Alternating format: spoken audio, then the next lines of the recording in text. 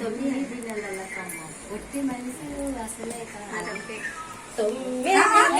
ఒట్టి మనిషివి అసలే కాదు, ఒట్టి మనిషివి అసలే కాదు, ఒట్టి మనిషివి అసలే కాదు ఊరుకోడినమ్మ. 9 నెలలకు అమ్మవుతావు నీ కన్నీరు ఇంటికి మంచిది కాదు వదినమ్మ. ఒట్టి మనిషివి అసలే కాదు ఊరుకోడినమ్మ. 9 నెలలకు అమ్మవుతావు ఊరుకోడినమ్మ.